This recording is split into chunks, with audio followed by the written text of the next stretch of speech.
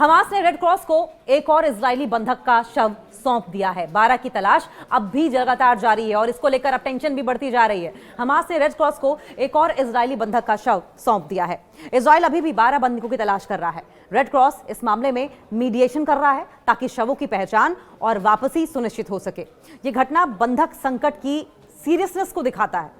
बंधक संकट, जो होस्टेजेस हैं उन पर जो खतरा मंडरा रहा है, उन पर जो संकट मंडरा रहा है, उसकी गंभीरता को दर्शाती है और पीड़ितों के परिवारों के लिए दुख बढ़ाती है। जाहिर है कि अगर शवों के रूप में बंधक वापस आ रहे हैं तो परिवार वाले तो गमगीन होंगे ही, दुखी तो होंगे ही। इजरायली सेना ने सोमवार देर रात कहा कि हमास ने गजा में एक और बंधक के शव को रेड क्रॉस को सौंप दिया। बंधक को नहीं, बंधक के शव को। 10 अक्टूबर को सीज फायर शुरू होने के बाद से 15 होस्टेजेस के अवशेष इजराइल को लौटा दिए गए। ताज़ा मामला जो अभी हाल ही में शव इजराइल को लौटाए जाने के बाद गजा में 12 और शवों को भी बरामद करके सौंपना बाकी है। अब सवाल यह है कि क्या वो शव के रूप में ही वापस आएंगे या जिंदा सही सलामत इंसान वापस आएगा। इससे परिजनों की टेंशन और बढ़ी हुई है। इससे पहले इजरायली विदेश मंत्री गिदोन सार ने हंगरी में पत्रकारों को बताया कि इजराइल तुर्की सैनिकों को उस अंतर्राष्ट्रीय सेना में भाग लेने की अनुमति नहीं देगा जिसे संयुक्त राज्य अमेरिका ने गजा में इजराइल हमास युद्ध में सीज फायर समझौते की निगरानी के लिए प्रस्तावित किया है।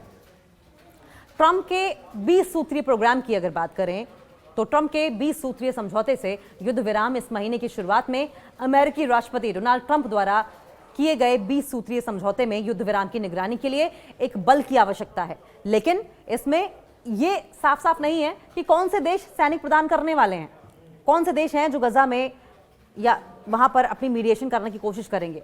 गजा में तैनाती होगी, बहुराष्ट्रीय तैनाती होगी। किसी एक देश का आधिपत्य नहीं होगा, किसी एक देश की सुप्रीमेसी नहीं चलेगी, किसी एक देश की मिलिट्री वहां पर नहीं रखी जाएगी।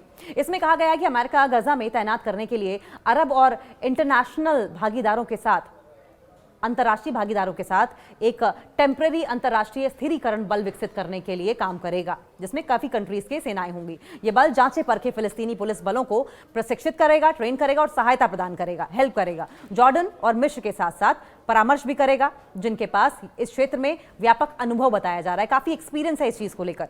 सीज फायर समझौते का पहला स्टेप क्या रहेगा? युद्ध विराम समझौते का पहला चरण अभी भी चल रहा है और इसका ध्यान इजराइल द्वारा रखे गए फिलिस्तीनी शवों के बदले गजा में बचे हुए मृत बंधकों की रिहाई पर केंद्रित है।